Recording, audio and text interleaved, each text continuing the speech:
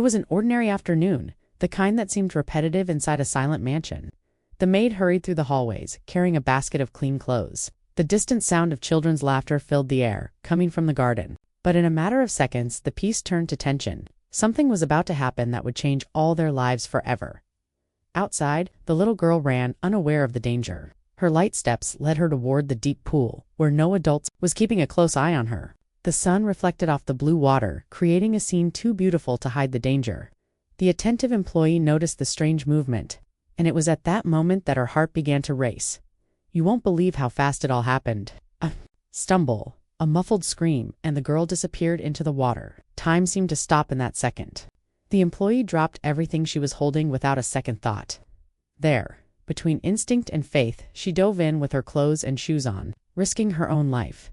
Before we continue with this story, let me tell you something. If you enjoy true, moving stories that make us reflect on courage and faith, subscribe here and turn on notifications. That way you'll be kept up to date with every detail of these soul-stirring narratives. Now, back to the crucial moment. The millionaire, who was just a few feet away, froze. He watched the scene as if it were a slow-motion film. His eyes couldn't move, but his legs wouldn't move. The powerful man, accustomed to controlling businesses and destinies, found himself powerless in the face of what truly mattered, while he remained motionless. The employee struggled against the heavy water. Her dress tangled around her legs, but she didn't give up. Her strong arms, trained by life's harsh routine, pushed steadily. With a courage unknown to anyone, she brought the girl back to the surface. What no one knew was that the employee had already experienced a similar tragedy in the past. This painful memory made her act quickly, without question, without hesitation. What for many would be fear, for her was decision. She knew that seconds could mean the difference between life and death. The girl coughed, choking, but breathed. Water ran down her face as the attendant held her tightly. The silence of the garden was broken by the child's cries, which at that moment sounded like music of hope. Still wet, the woman hugged her as if she were her own daughter. The millionaire, upon seeing this, finally took a deep breath. His body trembled and his hands sweated. He couldn't remember the last time he'd felt so afraid. The image of the employee holding his daughter would scar him forever. But instead of running, he stood still in shock. This detail intrigued everyone who later heard the story. How could such a powerful man fail to react? Why did he stand still, as if merely a spectator of his own life? The answer wasn't clear, but something inside him had broken, and perhaps that was precisely what would trigger an unexpected change. The worker didn't expect applause or thanks. All she wanted was to make sure the child was okay. With trembling hands, she caressed the little girl's face, murmuring a silent prayer. It was a natural reflex, a fruit of her simple yet profound faith. Meanwhile, the millionaire began to blame himself. The question echoed in his mind. Why wasn't it me? He felt small in the face of such a human gesture. That employee, often invisible to the eyes of the house, now became the most important figure in his life. The mood in the garden had completely changed. The birds still sang, but they seemed more distant, as if giving space to the human drama. The sound of the employee's heavy breathing filled the heavy silence. It was a sound of victory, but also of memories that had not yet been revealed. And there was something strange in the millionaire's eyes. It wasn't just gratitude, but also a fear he didn't want to admit. Fear of losing what he loved most. Fear of realizing that, despite all his money, he wasn't prepared for the essentials. This thought was beginning to erode his certainties. The employee, still kneeling with the girl in her arms, looked up. Her eyes met her boss's, and for an instant it was as if two opposite worlds connected. There were no social barriers, no status differences. There was only the truth that life is fragile and precious. Can you imagine the silence between them? It was heavy, almost suffocating. The millionaire wanted to speak, but no words came out. The employee wanted to get up, but still didn't have the strength, and the child, now calmer, held her hand tightly, as if never wanting to let go. One detail caught my attention: the girl's gaze. She no longer cried, simply watching the woman who had saved her.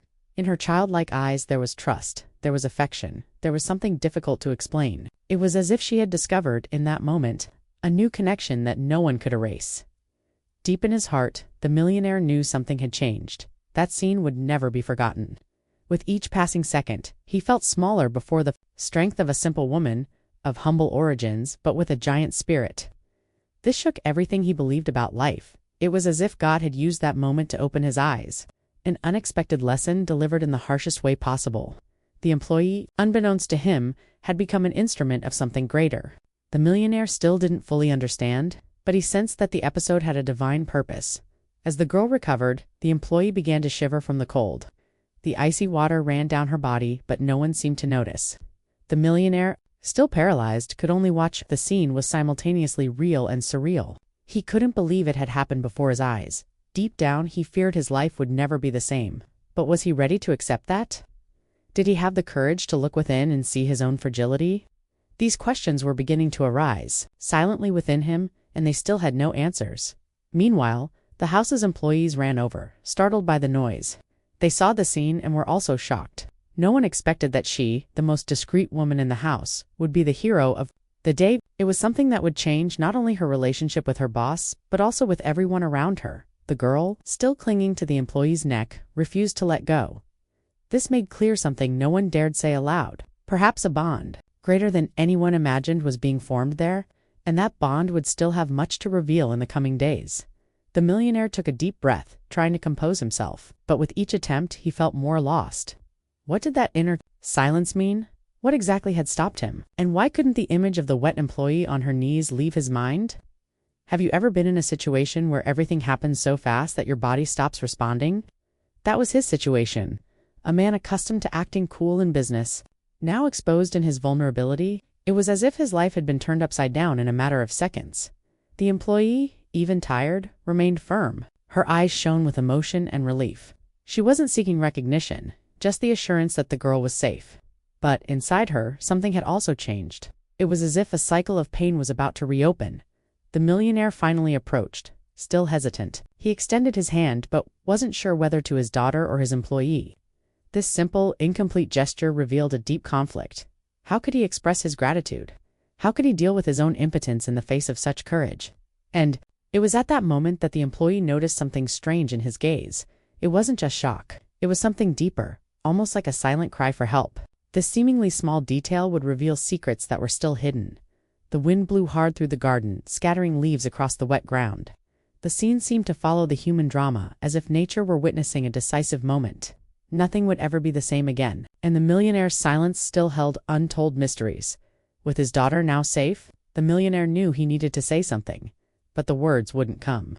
It was as if his voice had been taken away by the shock. This emotional block would be just the beginning of a journey full of discoveries and twists and turns.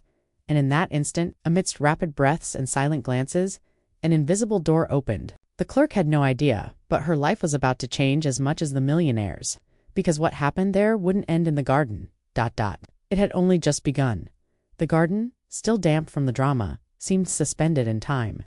The millionaire remained still, as if the shock had stolen his soul. His eyes wandered between his daughter and the employee, but there was no gesture, no word.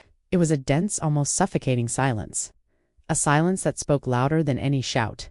The employee, still kneeling with the girl in her lap, felt the weight of that unmoving gaze. It was as if she were being judged and revered at the same time. She didn't understand his lack of reaction, but she didn't let it shake her. In her heart, only the certainty that she had done what was necessary. Everything else didn't matter at that moment. Have you ever noticed how a few seconds can feel like an eternity? That's what happened there. The millionaire, frozen, didn't know how to break that moment. It wasn't just fear. It was fear of seeing himself as fragile. It was the weight of realizing that life was slipping through his fingers, beyond his control. The employees who arrived running expected an outburst from him. Perhaps shouts, orders, accusations, but nothing came. The silence remained, making everyone uncomfortable. It was as if the boss had lost his voice, or worse, his authority. And this absence began to cause rumors among exchanged glances.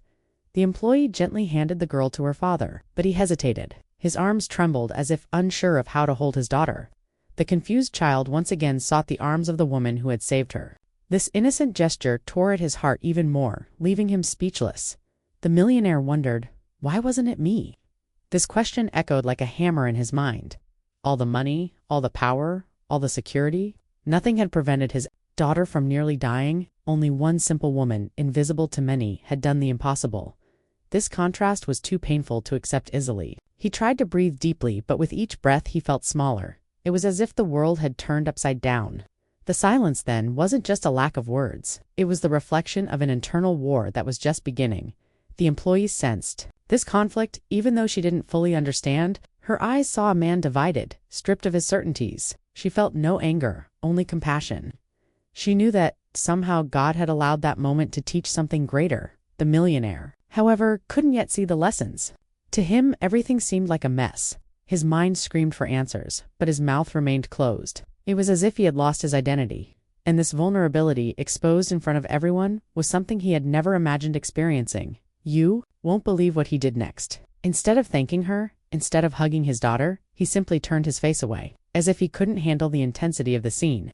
This gesture shocked everyone. The silence now turned to veiled indignation among those watching. The employee felt the chill of rejection in the air. It wasn't against her, but against himself. The millionaire seemed to be fighting an invisible enemy, pride. It was easier to hide in silence than to face gratitude. And this choice only widened the gulf between them. The girl, however, broke the heavy mood. In a fragile voice, she called for her father. It was a sweet sound, but also filled with need. He looked at her with teary eyes but didn't move. It was as if he were trapped in invisible emotional chains. This detail didn't go unnoticed. The employees whispered, shocked by his apathy. The employee, on the other hand, remained firm. She held the girl tenderly, as if to say, "It's okay, I'm here." This contrast revealed who truly held the power in that moment. The silence, however, was not empty. It carried old memories that were beginning to resurface in the millionaire. Memories of losses, of wrong choices, of unconfessed fears. Rescuing his daughter had opened wounds he had tried to bury for years. Now, there was no hiding them anymore. He knew he needed to speak. He needed to think, acknowledge, do something. But every time he tried, his throat clogged. It was as if words were impossible to carry. Pride, mixed with shame, held him hostage. And this conflict only increased the tension in the air. Have you ever felt incapable of acting when you needed it most? This was the portrait of him. A man accustomed to dominating everything, now a prisoner of his own weakness. Silence wasn't a choice. It was incapacity. It was pain. It was a reflection of a soul that didn't know how to ask for help. The employee, on the other hand, remembered a verse. In weakness, strength is made perfect. She knew that silence spoke volumes. It wasn't a lack of heart, but an excess of wounds. Deep down, she understood that only time would reveal what lay behind that paralysis. The sun was beginning to set, tinting the sky with orange hues. The scene, illuminated by the soft light, took on even more dramatic contours. The millionaire's silence now seemed part of the scenery, as if he were an invisible character, and every second heightened the anticipation of what would come next. The servants were at a loss for what to do. Some tried to comfort the girl, others stared at their master waiting for an order, but nothing came. This emptiness made everyone uncomfortable, as if they were witnessing something forbidden. The house no longer seemed so grand in the face of such fragility. The employee, even tired, remained standing. Her eyes reflected serenity, as if she understood that certain battles are not won with words, but with time. She knew that soon this silence would turn into revelations. Revelations that could change everything.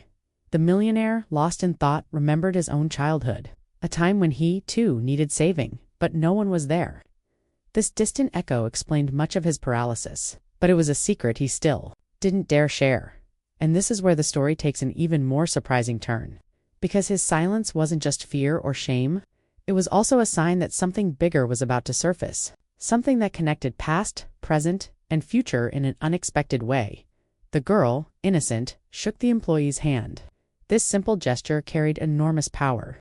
It was as if she had chosen to trust her more than anyone else. And this seemingly small detail would begin to stir the millionaire's heart even more. Night fell, and the mansion filled with shadows. The silence remained, but now it took on a different tone. It was no longer just paralysis. It was a premonition. Something was brewing inside him. A decision, an internal confrontation. But no one yet knew what the outcome would be. Can you feel the weight of this moment? The silence that seemed endless was, in fact, the beginning of a new story. Every second was a step toward hidden secrets. The millionaire, without realizing it, was already heading toward an inevitable revelation. The employee, noticing his hesitation, did something unexpected. In a calm voice, she thanked God in front of everyone. She didn't ask for anything. She simply said, "Thank you." This simple yet powerful gesture broke some of the ice. The silence became less heavy, more bearable. But it wasn't over yet. The millionaire looked at her with a mixture of surprise and discomfort. This woman, whom he barely noticed in everyday life, was now the person who challenged him the most, and she did it effortlessly, simply by being who she was. This contrast deeply disconcerted him. The servants gradually dispersed, but their eyes, held a question they dared not ask. What would happen next? This air of suspense hung over the entire house, transforming the mansion into a stage for a story still in the making. And so, amidst the frozen silence, a spark of change began to emerge. The millionaire said nothing that night, but something inside him had stirred, and this silent transformation would be the invisible link to everything that would come after that night. As the mansion fell silent, the servant lay awake. Sitting in her small room, her hair still damp, she reflected on what had happened. Her heart was pounding, but not just from shock. It was because of everything that scene had awakened in her memory. You won't believe it, but her heroic act wasn't a coincidence. It was connected to an old pain buried deep in her heart, a wound that never truly healed. And now, with the rescue of the millionaire's daughter, it seemed to be reopening. Many saw her as just a simple woman dedicated to her work. But behind that discreet smile lay a story marked by loss, a story that shaped her courage and her faith, something no one in the mansion could ever have imagined. Years ago, in a small rural town, she had become a mother, a sweet girl with eyes that shone like stars. Life seemed promising, even with financial difficulties. But fate, cruel and unexpected, had other plans. One rainy afternoon, tragedy struck. Her little daughter fell into a swollen river. She tried to save herself, ran, screamed, and dove in. But the current was too strong. And that day, her life changed forever. The pain was so profound that words could not describe it. She carried the guilt of not having been able to do more. She spent sleepless nights questioning God, asking for answers that never came. But, over time, she learned to transform pain into strength. It was this experience that shaped her reflexes. When she saw the millionaire's daughter fall into the pool, the past came rushing back. It was as if she had a second chance, an opportunity to do things differently. And this time, she didn't fail. However, keeping this secret wasn't easy. She didn't talk about it to anyone. Her coworkers saw her as reserved, perhaps even mysterious. But in truth, she was simply protecting a part of herself that still hurt too much to expose. Have you ever noticed how some scars never fade? This was hers. Every time she heard a child laugh, she remembered her lost daughter. Every time she saw a mother hugging her baby, she felt a pang in her chest. It was a silent but constant pain. That night, kneeling beside her bed, she prayed quietly. She thanked God for giving her the opportunity to save another child. She asked for strength to carry on, even though the past still weighed heavily on her, and she wept, not only with sadness, but with relief as well. Meanwhile, on the other side of the house, the millionaire couldn't sleep. The sight of the wet employee holding his daughter haunted him. He didn't know it, but there was much more to this woman than he could have imagined. And soon, he would begin to discover it. The next day, the employee got up early. As always, she washed her face, straightened her uniform, and went to work. But inside, she still carried the memories of the previous night. The weight of the past felt more vivid than ever. The millionaire watched her from a distance. He was curious, intrigued by her calm. How could someone have so much courage? How could someone so simple face death without hesitation? These questions began to bother him. You won't believe it, but it was his own daughter who brought the subject up. Over breakfast, the little girl said, "Daddy, she looked like an angel when she held me." These words touched him deeply. For the first time, he felt a desire to know her true story. The millionaire then decided to call her over for a chat. She was surprised, as he rarely spoke directly to his employees. He sat across from her, his posture humble but firm. He looked into her eyes and asked, "Who are you really?" That question pierced her heart. For a moment, she considered avoiding the subject, but something told her it was time to speak. She took a deep breath and began to tell her story. Her voice was shaky, but filled with truth. As he recounted the tragedy of his lost daughter, the millionaire remained silent. There was no judgment, only astonishment. Every word revealed a side of her unknown to anyone, and every tear held back revealed the depth of the pain that still resided there. He realized then that her courage came from suffering, that it wasn't luck, but bitter experience. This left him speechless. How could someone survive so much pain and still rise every day to serve others? The emotional employee said something that resonated with the millionaire. "I couldn't save my daughter, but God gave me the chance to save yours." This sentence pierced him like an arrow. He felt a mixture of shame, gratitude, and admiration. Have you ever felt like life puts someone in your path for a greater reason? That's how he began to see the employee, not just as an employee, but as someone sent to teach something no amount of money could buy at that moment. A seed was planted in his heart, the seed of change. For the first time, he considered that perhaps God was trying to speak to him through that woman, but was he willing to listen? The employee, for her part, felt light after sharing her pain. It was as if some of the weight had been lifted into thin air. She still cried, but now her tears were also tears of hope. Hope that her story finally had a purpose. The millionaire was so shocked that he couldn't respond immediately. He just looked at her with teary eyes. The humble employee got up and returned to work. But deep down, she knew she had opened a door that would never close. The girl, watching from afar, seemed to understand more than she let on. The way she clung to the employee showed that a bond had formed, and this bond would begin to bother her father, as it brought to the surface feelings he couldn't handle that night. Alone in his office, the millionaire reflected. He thought about his achievements, his money, his possessions. Nothing seemed as valuable as the lesson he had learned from his employee. He began to question whether he truly knew the meaning of life. This question would be just the beginning of an even deeper journey, because the more he discovered about her, the more he realized that the true treasure lay not in fortune but in human experiences that cannot be bought, only lived. The employee, unknowingly, was shaping his soul. His painful past was now the seed of transformation. And this transformation still had many chapters to unfold, because that house, accustomed to luxury, was about to be invaded by something much greater. The truth. Dawn broke silently over the Westchester mansion. Michael woke before the sun, as he always did, to review reports. But today, spreadsheets made no sense. His heart was racing. The image of Emily in Grace's arms kept coming back. He walked to the library, surrounded by awards, gold seals, and magazine covers. Everything gleamed, but nothing felt warm. The luxury felt as cold as marble. Since when did this become my blanket? He thought. And the answer came back dry. Since he decided not to feel, you wouldn't believe what went through his head. Boardrooms, jets, meetings in Manhattan, applause. All of it suddenly weighed like lead. What had been pride yesterday was now a chain, and the chain was tightening in the wrong place. Michael opened his tablet and pulled up the pool camera footage. He paused at the moment. He dove in. The water rose like a wall. He didn't move. It did. The pause became a mirror of what he most feared seeing. He closed the tablet, closed his eyes, but didn't close the guilt. How much is courage worth? How much does presence cost? Money buys lifeguards, buys courses, buys fences, but it can't buy the drive born of love. It tore him apart inside. He remembered the old routine, leaving early. Black coffee, a driver down Fifth Avenue, endless phone calls. I'm in control, he repeated like a mantra. Today, however, the mantra rang hollow. Control without courage is just lit up shop windows at night. And then it hit him. It wasn't a technical failure. It was an absent father at the crucial moment. The surprise hit him hard. He, the man with the foolproof plans, discovered a hole in his chest. He could no longer pretend. Curious, I wanted to understand Grace. How could someone so simple overcome fear like that? Where did that strength come from that couldn't be bought at retail? The question sparked another question, and questions sometimes are worth more than answers. What no one knew was that Michael believed, deep down, that money solves almost everything. Almost the scene proved otherwise with brutal delicacy. He felt small and strange and human, an uncomfortable novelty. He called Linda, his assistant. Cancel everything today. She gasped on the other end of the line. Canceling was a forbidden word in her vocabulary. But he repeated, calmer, everything. And the echo of the decision filled the house. The waiters exchanged glances in the hallways. Change hung in the air, like the scent of rain.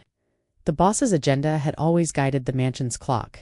Now, the clock has stopped. And when a clock stops, truths emerge. Michael wandered through the house like a tourist in his own country. Spotless.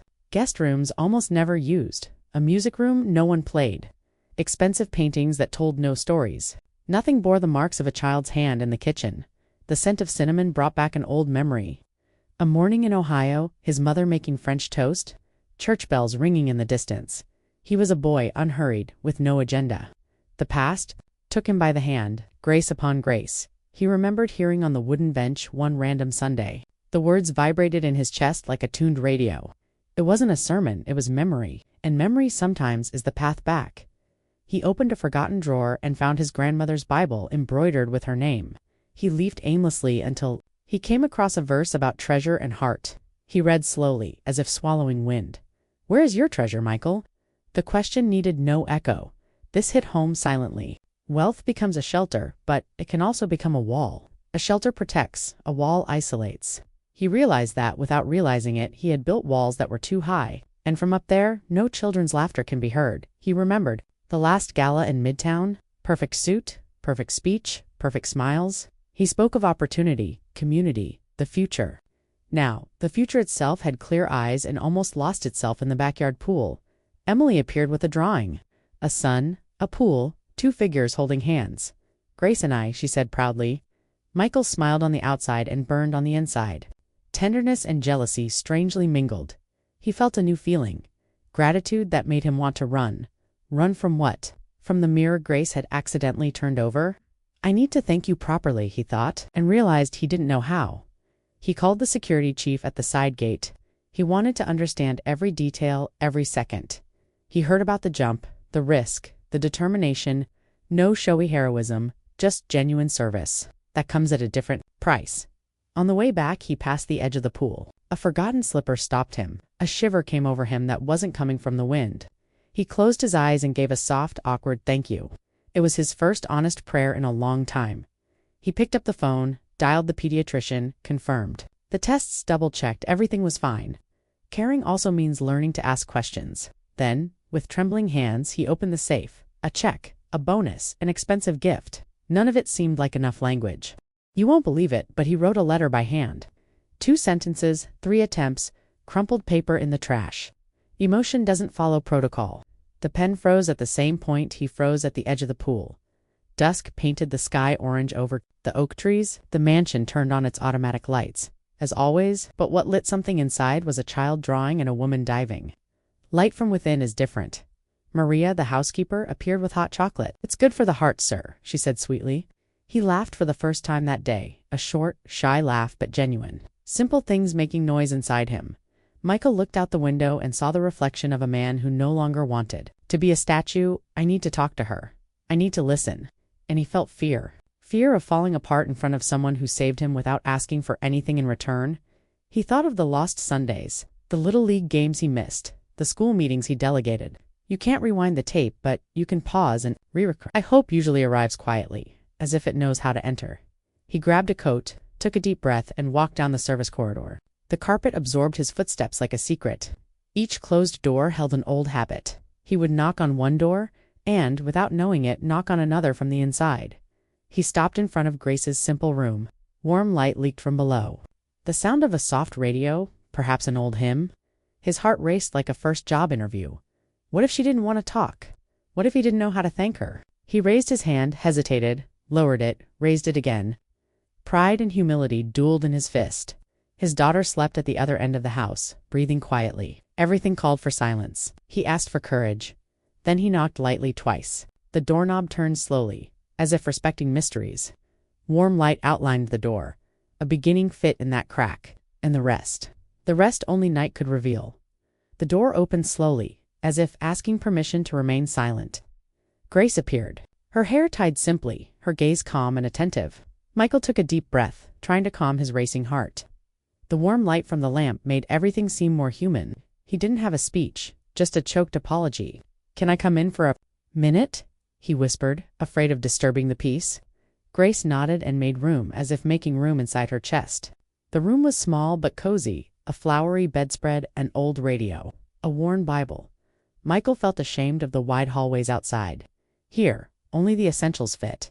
You won't believe what he did first. Instead of justifying himself, he fell silent. He sat on the edge of a chair and stared at his hands. "Thank you for saving my daughter." His voice was broken but true. It was little, and yet it was everything. Grace lowered her eyes, almost shy. "I did what any mother would do." The sentence rested between them like a weightless feather. Michael felt a knot in his stomach, remembering the moment he'd frozen. "I couldn't move," he confessed, staring at the floor. What no one knew was he paused. The word stuck where it hurt. Grace didn't rush. She waited, as if keeping pace with a trembling step. "Sometimes the body remembers things we've forgotten," she said gently. "It's not weakness, it's wound." His eyes shone, not with status but with humanity. "You speak as if you know these wounds." Grace breathed slowly. "Yes, I do." But she chose not to reopen the river of her own history at that moment. Instead, she offered chamomile tea, a gesture of care. They went down to the kitchen, where everything smelled like real home. A thick mug, steam rising, the clock ticking away between sips. The steel refrigerator bore a magnet from Cape Cod and another from Nashville, souvenirs from the team's travels. Michael smiled in spite of himself. "Normal life has cheap souvenirs. Emily drew you with a huge sun," he said, half laughing, half Hurt. Grace narrowed her eyes in emotion. Children see light where adults only see shadow. The comment hit home. Michael felt the shadow stir inside. I wish I were that light. Second chances exist, Grace said simply. Sometimes God opens a window when the door gets stuck. He stared at the steam from the tea as if searching for meaning.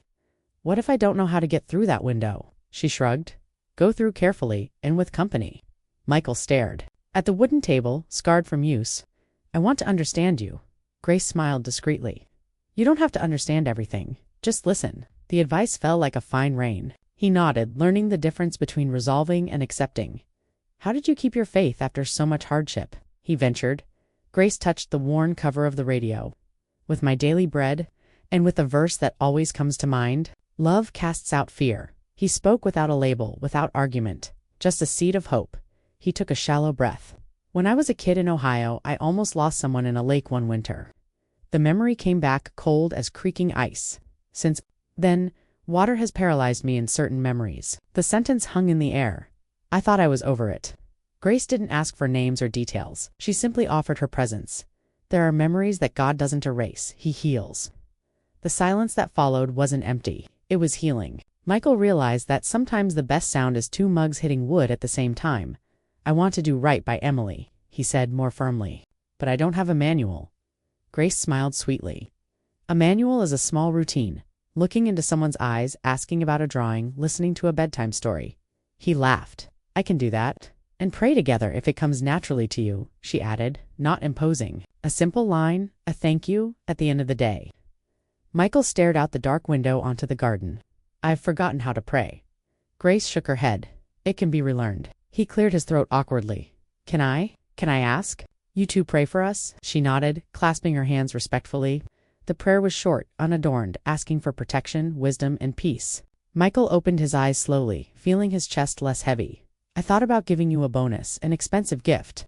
The sentence came out garbled, like someone trying to speak an ancient language. But none of that seems like a measure of what you did. Grace raised her hand gently. Money is a tool, not the language of the heart. Then teach me how to speak properly, he asked, almost like a boy. Tomorrow, start by saying thank you. Looking me in the eye, she said. Then say what you felt without shame. Michael absorbed it like someone writing without a pen. Without a mask, he added. Without a mask, she confirmed. We also need practical things, Grace continued. A pool fence, swimming lessons, clear rules. Michael agreed readily. I'll take care of it by dawn. The commitment sounded solid. The fear, for a moment, receded. He looked up curiously. Is there anything you miss about this house? Grace bit her lip, thinking. Laughter in the hallway. Music that isn't for a special occasion. The smell of pancakes on a Saturday. Michael smiled. I get that too. You wouldn't believe it, but he laughed at himself. I promised pancakes and prayer in the same night. Grace laughed along. Miracles start that way. A little awkwardly. Laughter leveled the air between them. His heart found a chair. Michael then dared the question he'd been avoiding. What do I do with the guilt of not jumping first? Grace took a firm breath. Guilt points, regret transforms. Walk with the latter, not the former. The phrase remained like a discreet beacon. Will they talk about us? He asked, already guessing. They will, she replied, without drama. A big house echoes a small rumor, but we respond truthfully and calmly. Michael nodded, feeling the tide turn. I'll protect you and the team. Outside, the window, distant lightning streaked across the Westchester sky. The kitchen felt more intimate, as if the world outside were another city. Thank you for coming tonight, Grace said sincerely. Thank you for opening the door, he returned, learning reciprocity. The phone vibrated on the counter. Linda, the assistant, sent a short message. There's a reporter asking about an incident. Do you want me to deny it? Michael stared at the glow of the screen as if staring at an old habit. We won't deny it. We'll tell it right at the right time. What no one knew was that the truth was already circulating through the gates. Grace set down her mug and took a deep breath. People confuse curiosity with caution, he frowned. I don't want my daughter's name touched. Or your heart, she added. Maybe it's time to set boundaries, he said, his spine growing firm, gentle boundaries. Grace agreed. No shouting, no spectacle. Michael nodded. I know lawyers who talk too loudly, then choose someone who can speak softly and fairly, she replied. He offered to drive Grace's sister's house in Queens for safety. She thanked him but preferred to stay. My place is where God planted me today. Michael respected this. without insisting. Discovering boundaries is also an act of love. The conversation returned to Emily, making small plans. A walk in the park on Sunday, a simple chocolate cake, less screen time before bed. Things that cost next to nothing and are worth the world, Grace said. Michael truly understood. Value isn't about price. If anyone offends you because I respect you, let me know, he urged. I won't tolerate disdain in this house. Grace nodded with the firmness of someone who knows what she's faced before. Your move will expose many people's hearts. He swallowed hard. A hard, honest truth. The clock struck an hour past, but no one there was in a hurry. The storm subsided, leaving a dripping sound that lulled courage. Michael stood slowly as if sacralizing a gesture. Thank you for this table, he said. Thank you for this ear, she replied. Near the door he paused, unwilling to end. I'll make mistakes trying to get it right, he confessed. Me too, Grace smiled. But now we make mistakes together. The smile stayed bright, even as he turned the corner. In her bedroom, Grace opened the drawer and touched an old photo.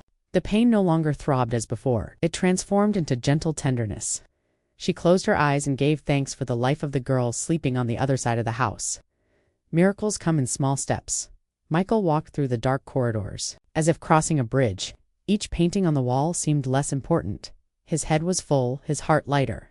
He realized he was no longer running from himself. He was going toward himself at the top of the stairs. He looked around the mansion and saw it as smaller, and that was good. Big house, bigger soul. Hope appeared like a beacon in the fog. Tomorrow I'll start another story, he murmured, almost laughing nervously. At dawn, smooth tires scraped the gravel of the east gate. A dark sedan, discreet windows, polite haste. The doorbell rang too early for an ordinary day. The world outside wanted an answer, and the hallway was already gathering curious footsteps. Michael took a breath, straightened his shoulders, and glanced toward the kitchen where the conversation still lingered. The shock from outside was arriving with polished shoes. He knew. He needed to choose the language of the day, and, curiously, it wasn't the language of money. Grace straightened her uniform, simple and dignified, and opened the service door. The first glance from outside spoke volumes about what was to come. She understood without drama. When the truth grows, the noise grows louder. But peace? Oh, peace learns to speak louder. Emily appeared in the hallway, hair messy, a small smile. Daddy, is there someone at the door? Michael took her hand, feeling his courage return. Yes, my love. And this time he decided not to freeze. He decided to appear whole, even if trembling. The doorbell rang again, urging them to hurry. On the other side, neighbors, fellow council members, perhaps a curious journalist.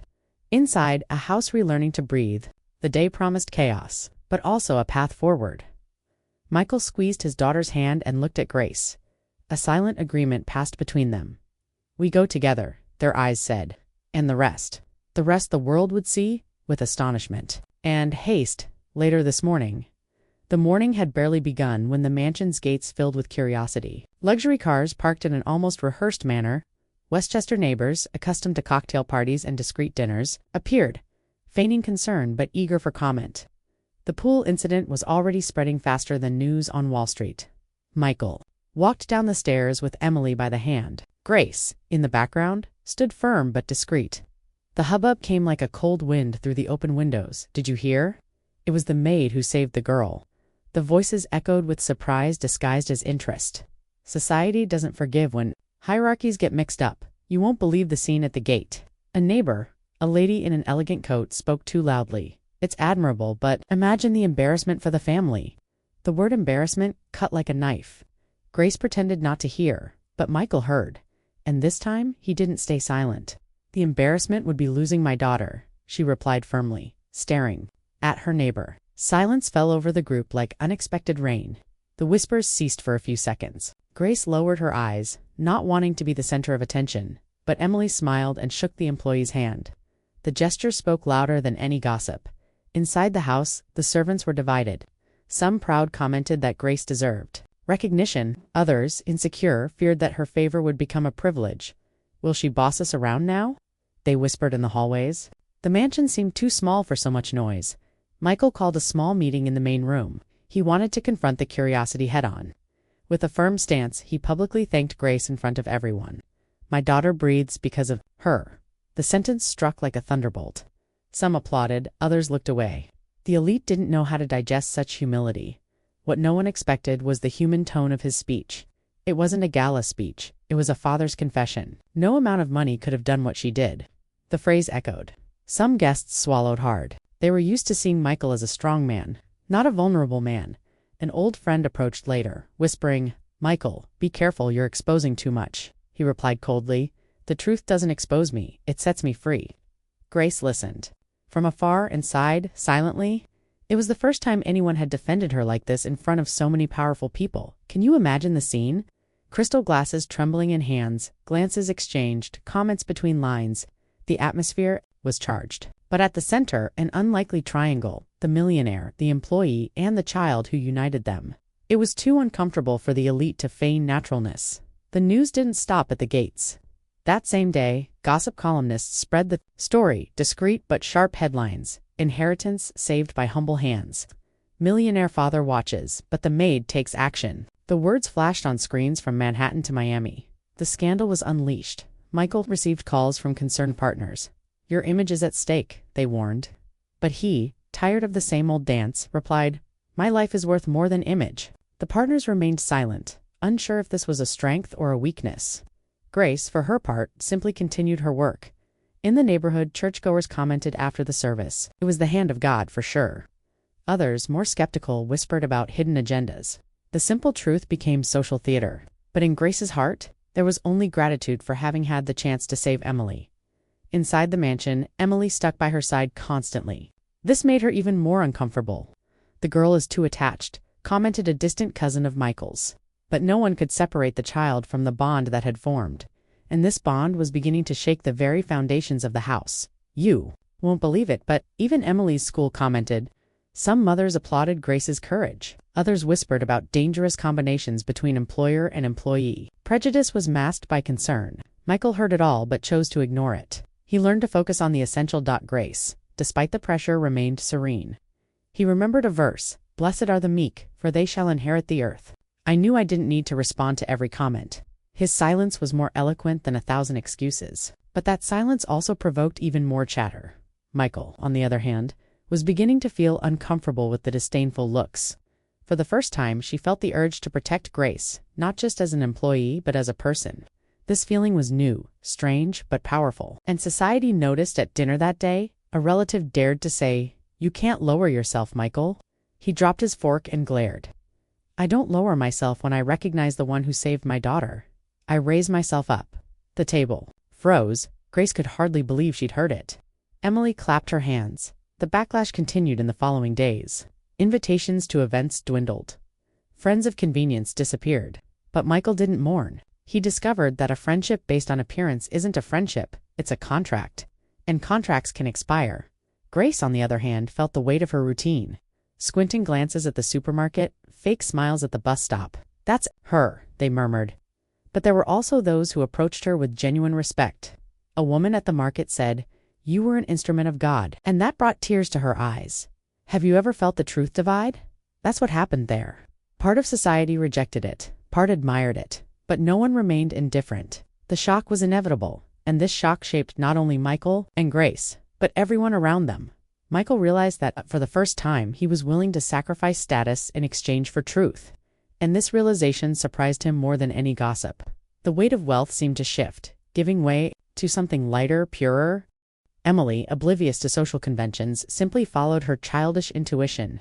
She ran to Grace in the garden, hugged her fearlessly, and laughed out loud. These simple gestures broke down the walls the elite tried to erect.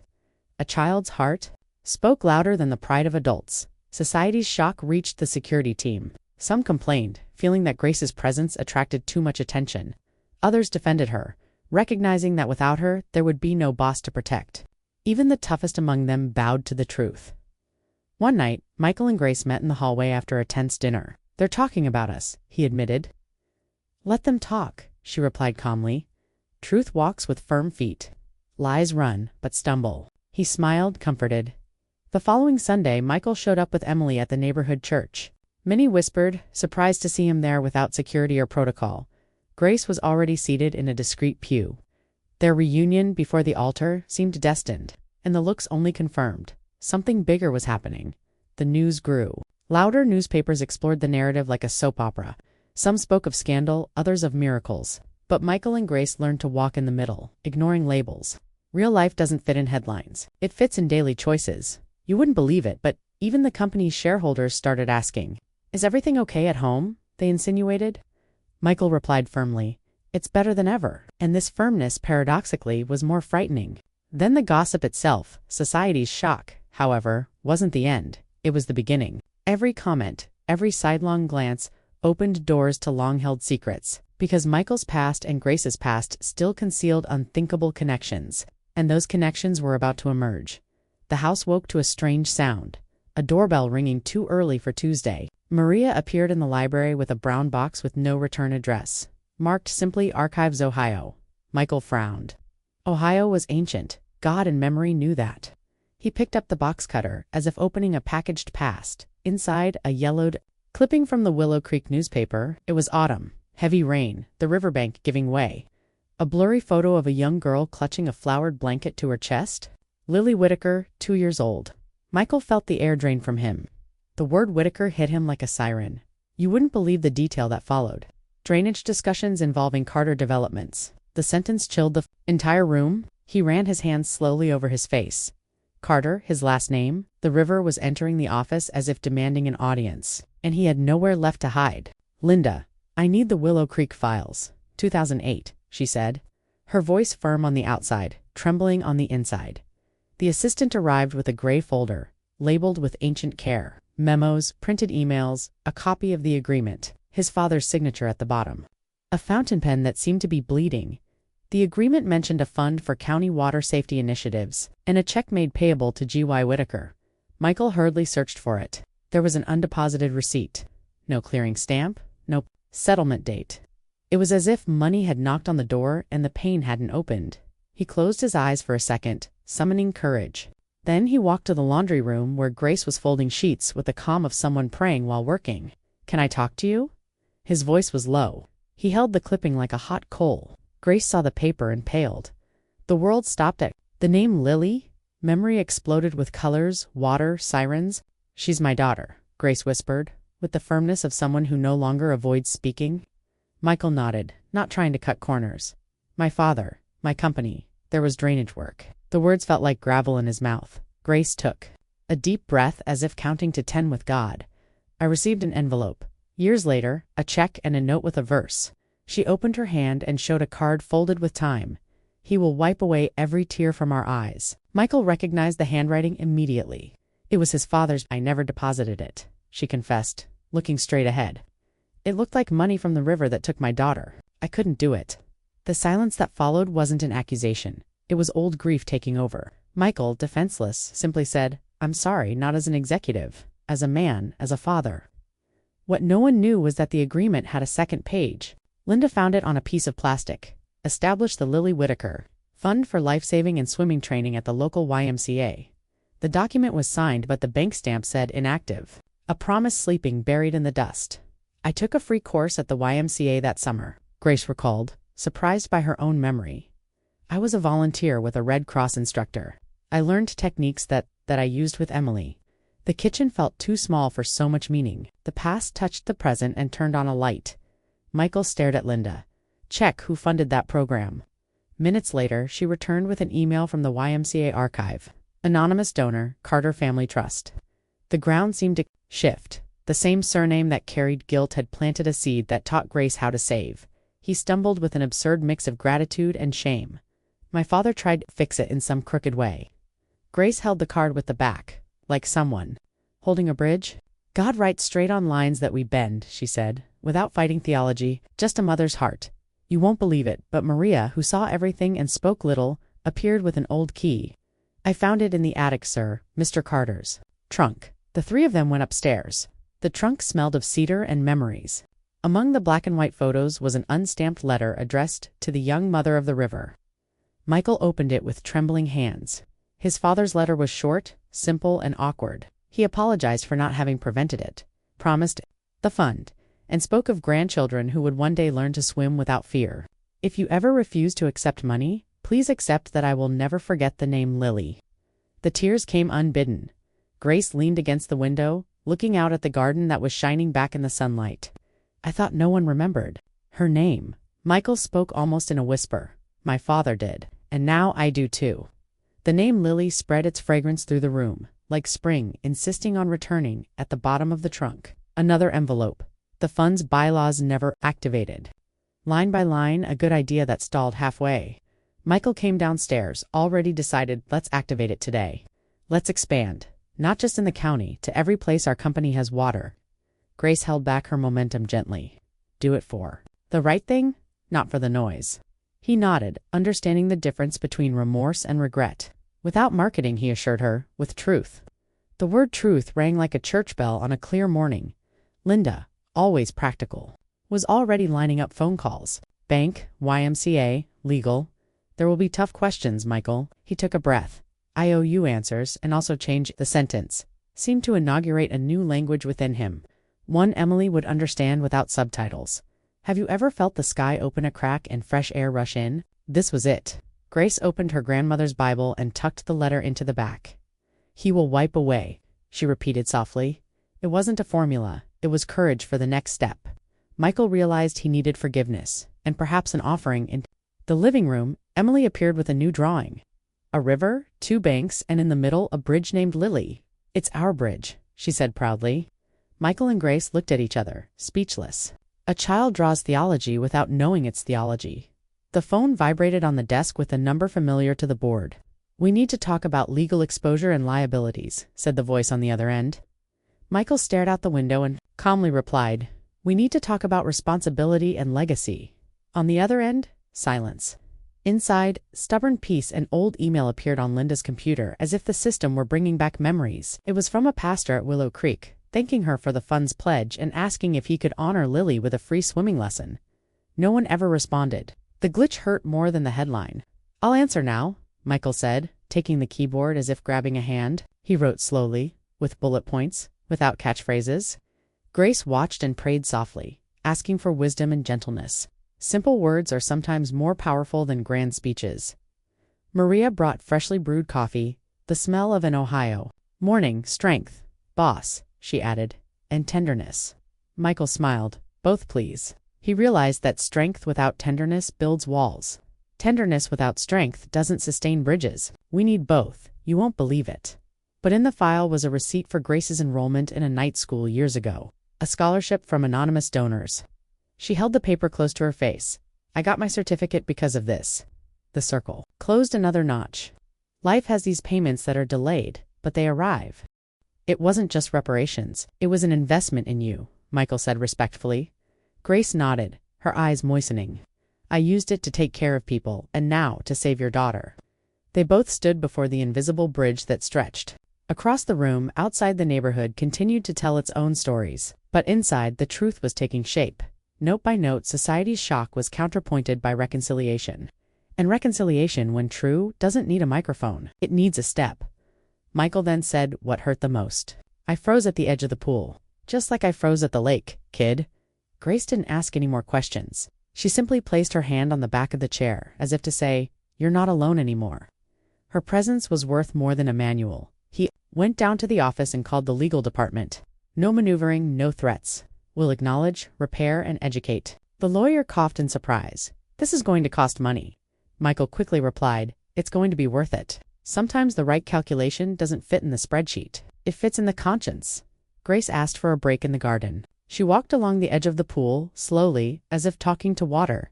She whispered the name Lily, and then said, thank you. Not for what she lost, but for what she was able to offer another child.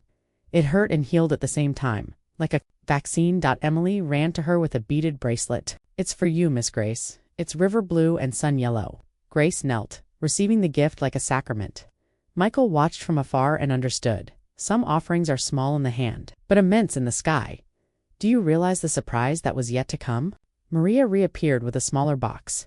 Photos from an old event at the YMCA in one of them. Michael's father, in a gray cap in the background, anonymous, watching children in the pool. No speech, no plaque. The image spoke for him. Michael leaned, his forehead against the glass of the frame. He tried in his own way. Grace nodded. And now it's your turn to try, in your own way. He lifted his head, without hiding behind him. Responsibility had shifted, and there was no way to return the mail. That afternoon, Linda brought a dossier of past projects near the water. Here they are, city by city. Michael took a deep breath. Let's revisit everything. Where there's risk, we'll correct it. Where there's a lesson, we'll teach it. Where there's pain, we'll sit and listen. Grace, serene, proposed starting with what was possible today. Activate the fund. Respectfully communicate with the Willow Creek family. Ensure classes at Emily's school. Small bricks before the whole bridge. Michael smiled. Plan approved. At the end of the day, an exaggerated sunset painted Westchester orange. Emily drew another bridge, this time with 3 figures. Us. Michael tucked the paper away like someone keeping a vow. In his heart, a simple prayer found its place. Thank you and guide. What no one knew was that, on the other side of town, a columnist was preparing a tough article. Numbers, dates, cold quotes. Tomorrow would be a mess. And yet the house seemed solid. When the roots find water, the tree can withstand the wind in the hallway. Before turning out the lights, Grace took the old card from her pocket and handed it to Michael. Keep it for today. He read it again, more slowly. He will wipe away every tear from their eyes. The letters were no longer ink. They were a promise in progress. Michael went down to his office and found, on the keyboard, his father's letter and the pastor's email. Between the 2 papers, he chose the man he wanted to be. He pulled up his chair, took a breath, and began writing his own letter, not as an heir, as a responsible one. The doorbell rang late with an insistent urgency. Linda appeared at the door. The board has scheduled a special meeting for tomorrow morning. They want a position. Michael looked up, as if orienting himself by a star. We'll give it to them. In her room, Emily slept with the bracelet she made for Grace, hanging from the headboard. Maria tucked the girl in and smiled. Peace can coexist. With a storm, sometimes it even grows better when it's windy. The house learned that lesson in a single day. Grace closed the window, gave thanks for what had been revealed, and asked for light for what was to come. May we speak the truth with love? She murmured. Deep down, I knew. Revelation opens doors, but it also brings choices to the table. And choices require courage. Michael turned off the office lights and tucked his father's letter into his inside jacket pocket. His hand brushed the bridge Emily had drawn. He smiled, half tired, half ready. Tomorrow there would be microphones, numbers, groan dash-ups. The Manhattan boardroom gleamed with glass and steel. Men in ties and women in well-cut suits lined up like statues. Michael walked in with a firm step, but his heart was beating like a drum. He carried his father's letter and Emily's bridge drawing in his pocket. 2 worlds in one jacket, right? From the start, the board chairman blurted out, "We need an official statement. The media narrative is out of control." The others nodded eagerly, but Michael remained silent for a few seconds. The dilemma was already sitting on the table before him. Pride and gratitude dueled in silence. You won't believe what he heard next? One counselor suggested paying off the matter. Another advocated discreetly blaming Grace, insinuating negligence. The words were sharp knives. Michael clenched his fists under the table. For the first time, he thought, I'm not that man anymore. The dilemma was clear. Follow the elite's playbook, or follow the path of truth. The playbook guaranteed an intact reputation, easy applause, and preserved business. But truth required risk, surrender, and exposed wounds.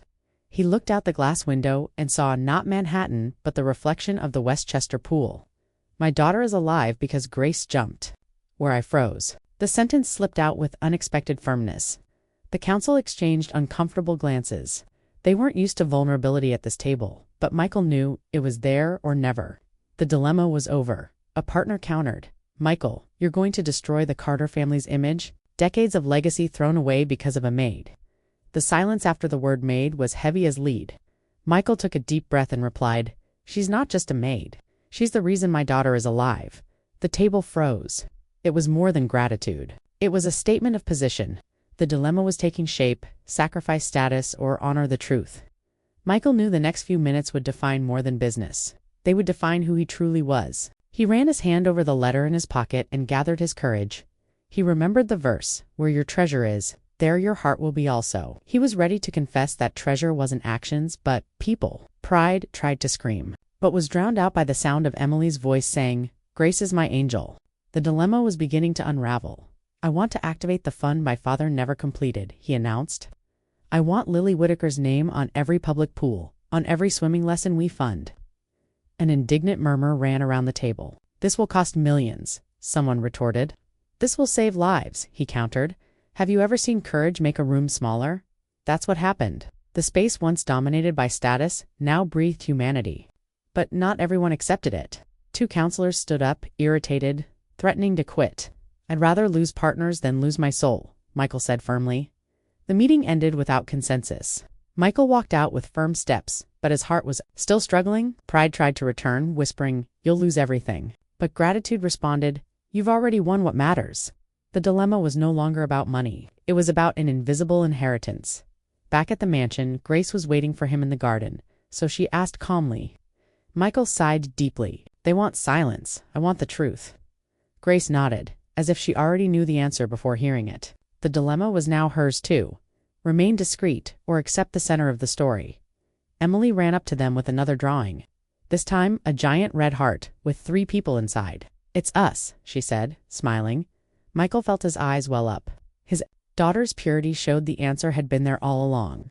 Children don't understand status. They understand love. That night, Michael sat in his office in front of his laptop. The cursor blinked over a blank document. Official declaration. Pride wanted measured, politically charged sentences. Gratitude wanted simplicity. He erased and started over, lost between 2 worlds. Grace came in with a cup of tea. "Are you trying to write or trying to please?" Michael smiled wearily. "Both." She placed a hand on his shoulder. "Then choose to please those who matter. God doesn't read reports, he reads hearts." He closed his eyes, absorbing every word. In the final draft, he wrote, "My family acknowledges past mistakes. It also acknowledges present courage. My daughter's life was saved by Grace Whitaker, and we will never forget that. From this day forward, our priority will be protecting lives, not just profits." He knew there would be backlash. You won't believe it, but before sending, he prayed. Yes, the man who claimed to have forgotten his lesson clasped his hands together and prayed, "Lord, guide my words." It wasn't a long prayer, it was honest. And honesty, sometimes, is the key that unlocks dilemmas. The next morning, the statement was splashed across websites and newspapers. Criticism poured in, but also unexpected applause. Some called it weakness, others courage. Society was divided once again, but inside the house, there was relief. The weight of the mask had fallen. At breakfast, Emily lifted her cereal spoon and said, "Daddy, I like you like this." Michael laughed, surprised by his daughter's simplicity.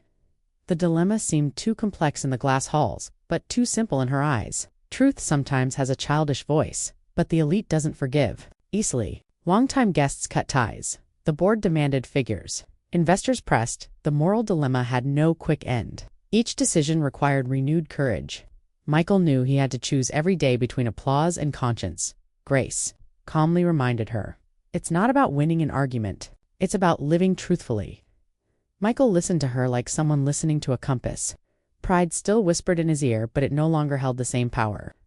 Gratitude, little by little, won the battle. One night, alone in the garden, Michael stared at the illuminated pool. He saw the scene again. Grace's leap, his own stillness. Never again, he promised. The dilemma was becoming a decision. Pride was still there, but it was being tamed. Emily brought a flashlight and shone it in his face. "You're thinking about diving, right, Daddy?" He nodded, excited. "I thought so too, but Grace held me back." Her daughter's innocence made the dilemma seem smaller. Children translate what adults complicate. Have you ever felt life put you on the edge and say, "Choose"? This was it. Michael chose gratitude over pride, truth over appearance, humanity over status. But he knew the next challenge would be even greater, because revealed secrets don't solve everything. They open new doors, and behind the next door lay something that would test not only his courage, but also the newly built trust between him and Grace. And this time, there would be no silence. The day dawned bright over Westchester, but peace didn't come with the sun. Michael felt the air change like it did before a storm. His phone vibrated nonstop on the coffee table. Grace, serene, stirred her spoon with a calmness that sounded like music. Emily drew clouds with a yellow crayon. You won't believe what was published on the news outlets. A columnist published a cut video suggesting the rescue was staged. Sharp words, cheap insinuations, the old recipe for scandal. The headline bit, the text stung. The truth, once again, was left on the back burner. The doorbell rang at an odd hour. Maria appeared with 2 polite visitors, discreetly wearing name tags and neutral expressions. Child Services Department, they said, their tone professional and human. They wanted to hear from the family, as per protocol. Michael swallowed hard but opened the door. Emily appeared with small, curious steps. Grace smoothed the girl's hair with a tenderness that needed no caption. Michael took a deep breath, remembering the evening tea and the short prayer. "The house is yours," he said without irony, transparency, even if it was painful. Meanwhile, the board's email arrived, dripping with pressure. They talked about image, risk, and a vote of confidence. The old board wanted to move again. Michael read it, closed his laptop, and decided to take care of what matters first. People before charts. What no one knew was that the edited video had come from within.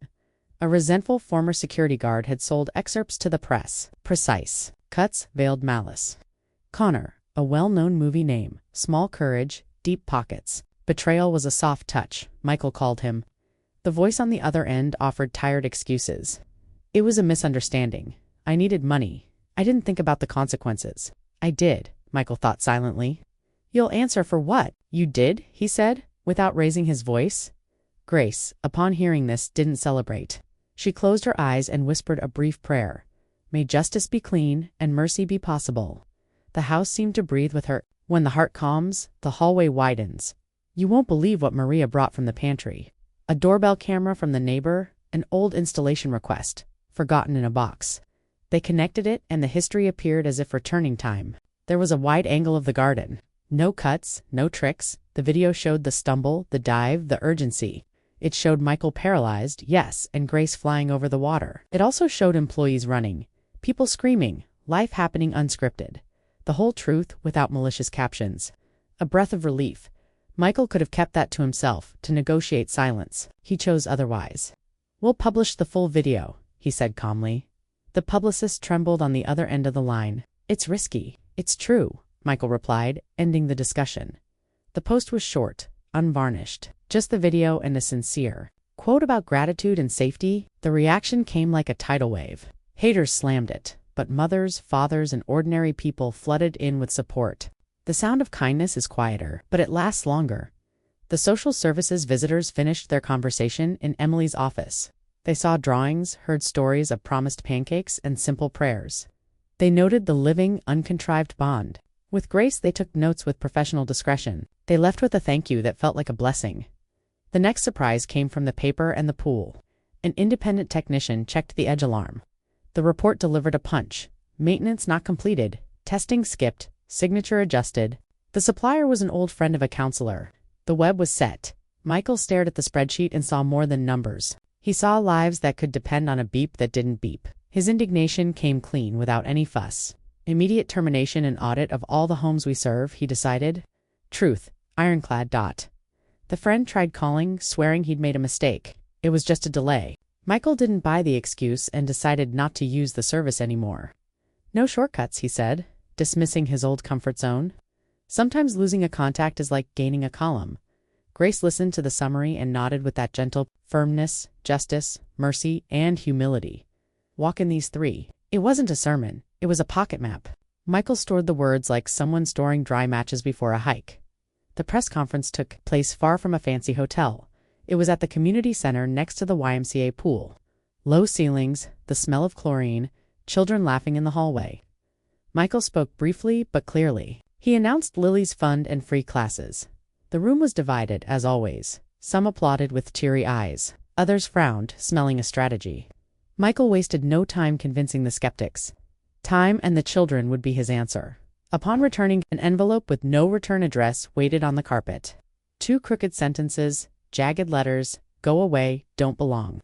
Grace read it and breathed. She didn't tremble. Her courage came from another source. She showed it to Michael, quietly. He reinforced the security, but gently so as not to scare Emily. He explained that sometimes adults make terrible mistakes, and that home was still a safe place. Emily listened seriously, then took Grace's hand. "I'm on the side of the light," she said simply. You wouldn't believe it, but the phone rang with a small-town accent. The Willow Creek pastor called to thank us for the response to his old email. He invited us without pressure to a small tribute at the town pool. He promised clean water and no overly loud microphones. Grace cried softly as she hung up. "Lily, will be remembered in clean water." Michael smiled with his eyes, and Emily will learn to swim without fear. It was more than logistics. It was healing that goes hand in hand with routine. The night brought heavy rain and a twisted wind. The light flickered, then went out. The mansion was outlined in lightning, like a scene from an old movie. Emily ran to the kitchen.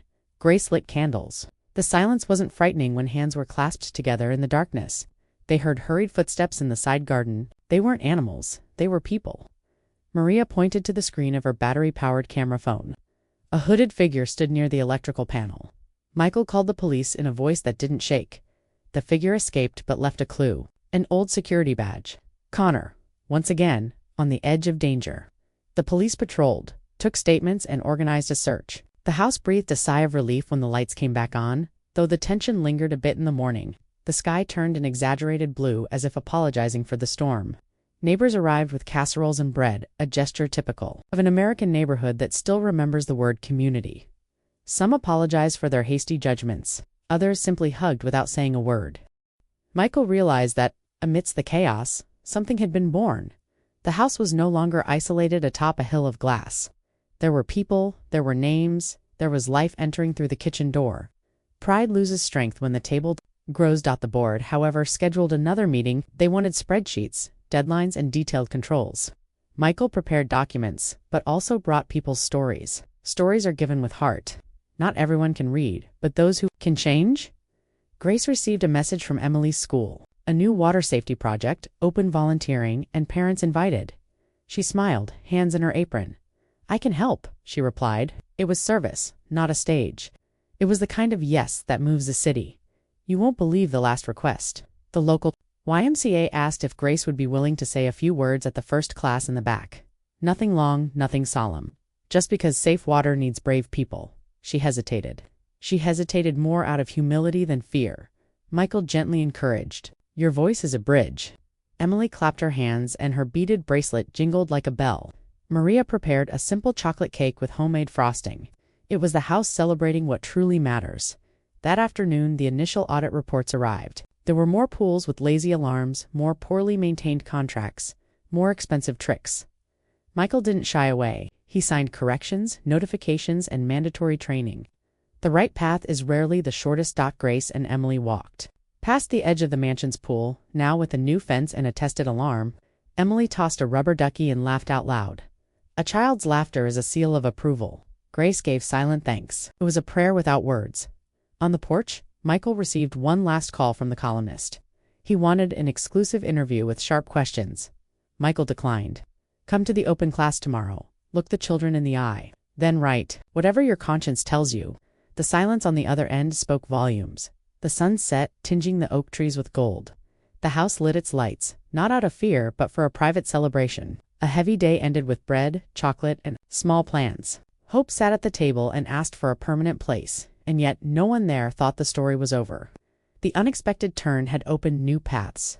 The next dawn would bring water, children, microphones, and choices again. And in a corner of their hearts, something whispered that a new beginning was already waiting at the door.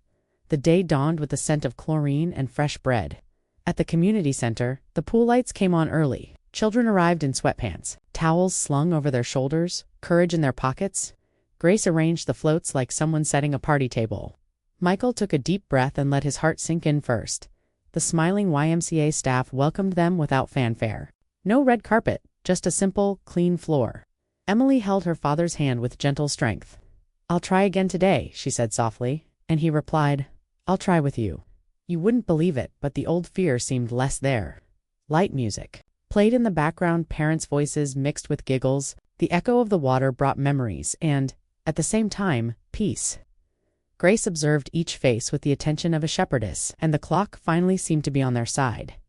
When class began, Grace entered the water first. She signaled. To Emily, who arrived slowly, step by step, "Look at me," she said firmly and tenderly. "Breathe and trust." The girl nodded and let the water embrace her. Michael took off his shoes and felt the cold tile. He wanted to retreat. He wanted to stay. He chose to stay. He pulled up the hem of his pants, sat on the edge, and wet his feet. "Okay," she repeated, more to herself than to her daughter. And for the first time, he believed her. Grace led short exercises with pauses and laughter. At each pause, a simple lesson.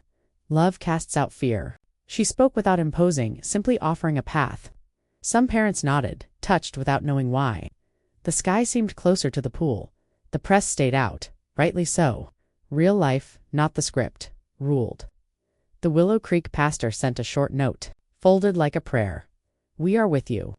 Michael tucked it into his pocket, along with the drawing of the bridge, and he felt his chest warm. During intermission, a simple sign was placed on the wall. Lily Whitaker Program. No expensive frame, no glitter. Just name and purpose. Grace touched the letters with her fingertips. Thank you, my little one. There was no audience, but heaven heard clearly. Emily took 2 shallow strokes, then 3. She stopped, smiled, took a breath and tried again. Each advance was a victory, each lap a learning experience. The fear didn't disappear, but it lost its leadership position. And laughter finally took over. Michael waded into the water up to his waist. He felt his body remembering old memories. He closed his eyes for a second and opened them again. I'm here, Grace nodded, keeping up with the lesson. Step by step, muscles learn, so does the heart. You won't believe it, but a neighborhood gentleman showed up with a cooler of lemonade. For everyone, he said generously. The gesture became a chain of kindness. Corn muffins, homemade cookies, affection on paper plates. It was backyard America, alive and well. When the class ended, there was no long speech, just hugs and a deal. Every week repeat. Every week invite more people. Every week less fear and more practice. Simple plan, big soul, possible path. That afternoon, Michael's company announced clear changes. Audits, training, no shortcuts. Contracts reworked with an eagle eye. Fair and just, he wrote in the memo. The board's eyes widened, but they signed. The tide had turned within. Grace received a simple invitation to coordinate home security. The same essence, a greater purpose. It wasn't a showcase, it was a service. She accepted calmly. I do it with my hands and my heart, and the whole house breathed a sigh of relief. Some neighbors knocked on the door with pudding and apologies. I misjudged. I said too much. Michael listened without keeping track. It's okay, he replied sincerely. Forgiveness didn't erase the past, but it did untangle the present. At the end of the day, pancakes emerged from the pan like promises fulfilled. Emily chose the first one with syrup and laughter. Michael washed the dishes leisurely, shirt rolled up, soul light. The kitchen felt like the center of the world, and, in a way, it was. Before bed, a short reading. Do justice, love mercy, walk humbly, no debate, no sign. Just a pocket compass. Emily yawned, smiling. Will there be water again tomorrow? Yes, there is, Grace said, and hope beckoned. The next day, they went to Willow Creek. A small town, ancient trees, wet memories. At the local pool, a simple tribute, some residents wept silently. The name Lily shone without electricity, and the wind blew as comfort. Michael spoke with an old friend of his father's. He heard stories of half-hearted attempts, anonymous donations, and silent regrets. It wasn't perfect, but it was sincere. He tried, the friend said. Now it's your turn. Michael nodded and promised to keep going. Grace stood alone for a few minutes near the water. She spoke to God using few words and many silences. She didn't ask, she thanked. Pain and gratitude fit together in the same cup, and she drank, slowly, to the bottom. You won't believe it, but Emily wrote a letter. Dear Miss Grace, thank you for taking away my fear of water. You are my true angel. Crooked letters, whole heart. Grace read it quietly and tucked it into her pocket, like someone who keeps a real talisman. Back in Westchester, the house learned new sounds. Footsteps coming through the kitchen. Saturday music that wasn't meant for a special occasion. The smell of simple cake and good conversation. The luxury remained, but now it had soul. And soul has a soft echo. The company launched a scholarship program for pool attendants in neighborhoods the map insists on overlooking. It wasn't marketing, it was repair, it was vision, it was care. Michael signed with a slight smile. It's just the beginning, he murmured. And yes, it was. Grace received messages from mothers who were afraid of the water. I am too, she replied honestly. Let's go together, step by step. The word together became a motto. Many heavy things become light when they are truly shared at the neighborhood church, a Sunday of gratitude. No spotlights, no short films, just people sharing what had changed inside. Michael kept his head bowed, not out of shame but out of reverence. Emily sang softly and clapped her hands out of rhythm. The sky smiled. You won't believe it, but Connor sent a heartbreaking note. I messed up badly. I'm ready to fix whatever I can. Michael responded without cruelty, without romanticizing. Take what's yours, we'll talk later. Justice first, mercy right behind. Right order. The weeks flowed like a clear stream. More classes, more laughter, less fear. Emily showed her first full stroke. Screams and applause at the edge, a shaky photo, a tight hug. Michael cried openly, and it was beautiful. Grace began training other staff members in neighborhood homes. Teaching became multiplication. Multiplication became a network. The network held not only children but also stories. The neighborhood learned that safety is the language of love. It's that simple. At the office, the charts finally told a different story. Fewer incidents, more trust, a better atmosphere. The board reluctantly admitted it. It works. Michael smiled. It works slowly, but it works. One day they planted a cherry tree in the garden. For Lily, Grace said, touching the sapling. Emily hung a little yellow ribbon on the branch. Michael watered it in silence, thinking about what blooms when we don't run away. Spring has a good memory. The night brought a nice breeze and a clear sky. Michael read a bedtime story and thanked her for being there. It wasn't about perfection. It was about presence. He left the door ajar and in the hallway found Peace sitting on the stairs. Yes, Peace had gained a chair. You won't believe it, but society has stopped making so much noise. Some still whispered, of course. But the noise has lost its appeal. Those who experience change don't need to prove it every day. They just live it. And this living began to inspire homes around them. Still, no one was fooled. Life has twists and turns. Faith has days of sky and days of fog. What changed was the way they crossed. Now they walked together, short steps, hand in hand, eyes on the right next. And that makes all the difference. One afternoon, an unstamped letter arrived. Plain paper, honest handwriting. There's something you need to know. Michael read it silently, then looked at Grace. The past sometimes demands more conversation, and the future politely waits in the living room. On the porch, they watched. The cherry tree learned to breathe. Emily asked for marshmallows and a bonfire in the backyard. Michael laughed and said yes. Grace brought chocolate cookies, and that calm that never asks for permission. And the night was sweet without needing to prove anything to anyone. In the end, the new beginning wasn't a spectacle. It was a routine with purpose. It was a good morning that gets a response. It was a thank you that doesn't turn into a coin. It was an sorry that heals a wound. And, hidden within each gesture, an invitation to continue. And as the fire flames danced, a phone vibrated on the table. A call from a strange number, insistent, polite. Michael exchanged a look with Grace, his heart calm and attentive. Because hope doesn't close the door. She turns on the hall light and waits, confident. For the next step, if this story touched you, then you know, new beginnings don't fall from the sky, ready-made. They're born of small steps, courageous choices, and repeated kindness. What's stopping you today from taking that first simple and right step your soul has been asking for so long? Have you ever felt something similar? That mix of fear and desire? When you realize life is asking for another version of you? Look at your routine. With care, where can you trade pride for gratitude, appearance for truth, haste for presence? What would you do if you had the chance to save an Emily nearby perhaps your neighbor, perhaps a granddaughter, perhaps your own heart? And if old pain still haunts you, how about allowing it to become service? Because that's how healed wounds become bridges. Now it's your turn. Choose one small action and do it today. A phone call, an apology, a short prayer, a lesson that lifts your fear, a hug you've been holding back. Share in the comments, what step will you take? What would change? If you truly decided not to freeze by your pool, if you want to continue immersing yourself in stories that heal, inspire, and stir the heart, subscribe to the channel and turn on notifications in a light, no-pressure way. That way you can arrive early, grab a front row seat, and walk with us week after week toward a more human, freer, and yes, more hopeful life.